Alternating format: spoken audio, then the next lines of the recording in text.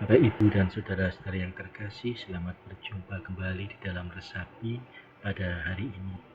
Kita memasuki Minggu Prapaskah yang kedua, dan oleh karena itu, biarlah kita mendasarkan perjalanan kita di Minggu Prapaskah kedua ini dengan melandaskan pada firman-Nya. Sebelumnya, mari kita berdoa.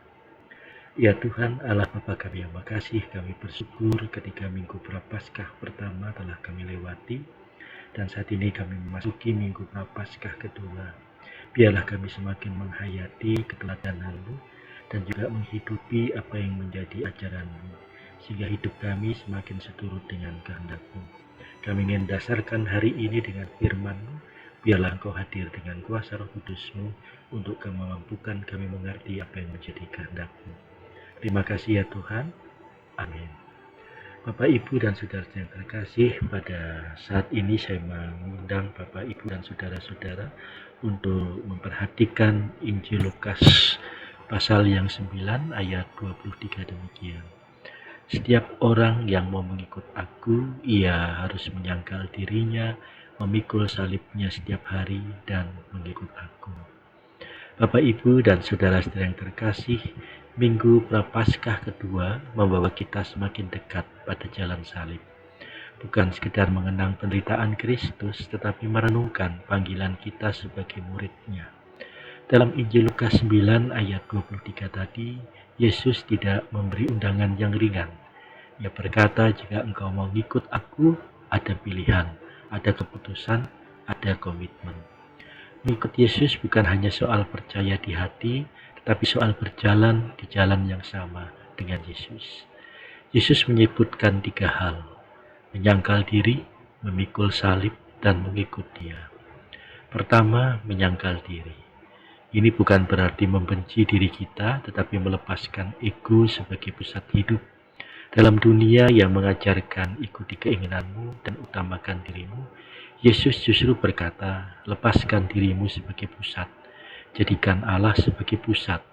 Prapaskah adalah waktu untuk bertanya, siapa yang selama ini menjadi pusat keputusan dan arah hidup saya? Kedua, memikul salib setiap hari. Pada zaman Yesus, salib bukan simbol religius yang indah. Salib adalah lambang penderitaan dan kematian. Jadi ketika Yesus berkata, pikul salibmu, para murid mengerti, ini jalan yang tidak mudah. Namun perhatikan, Yesus berkata setiap hari. Artinya memikul salib bukan hanya pengalaman besar dan dramatis, tetapi kesetiaan kecil setiap hari.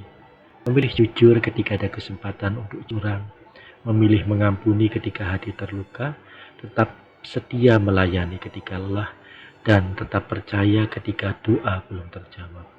Salib harian kita seringkali tersembunyi, tetapi disitulah iman dibentuk. Ketiga, mengikut aku.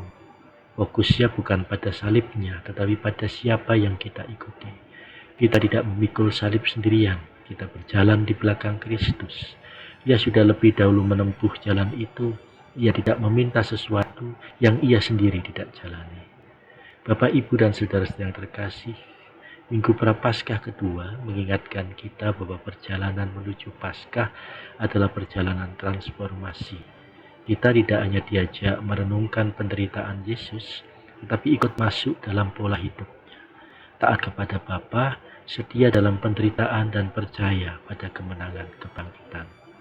Seringkali kita ingin mengikut Yesus tanpa salib. Kita ingin berkat tanpa pengorbanan, kemuliaan tanpa proses. Tetapi Kristus selalu melewati Jumat Agung sebelum Minggu Paskah. Iman yang dewasa bukanlah iman yang bebas dari kesulitan, melainkan iman yang tetap setia di tengah kesulitan. Prapaskah adalah masa latihan rohani. Kita belajar melepaskan, mengendalikan diri, memperdalam doa, memperbaiki relasi, dan menata ulang prioritas. Semua itu adalah bentuk konkret mengikul salib.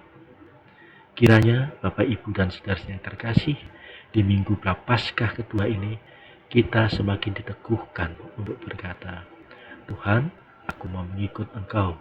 Ajarlah aku menyangkal diri, memikul salibku setiap hari, dan setia berjalan bersamamu.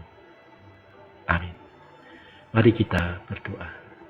Terima kasih Tuhan untuk firman-Mu yang meneguhkan kami tentang makna Minggu Prapaskah kedua yang sedang kami masuki mulai hari ini. Kami percaya ya Tuhan bahwa Engkau menuntun kami untuk sungguh menghayati masa Prapaskah ini sebagai sebuah masa transformasi diri. Dan biarlah dalam setiap pekerjaan, studi, dan aktivitas hari ini, kami semakin menemukan makna terdalam tentang mengikut Aku dan juga setia kepadamu. Kami percaya bahwa Engkau adalah Allah yang setia, yang menuntun kami dan juga merengkuh kami. Terima kasih ya Tuhan. Amin.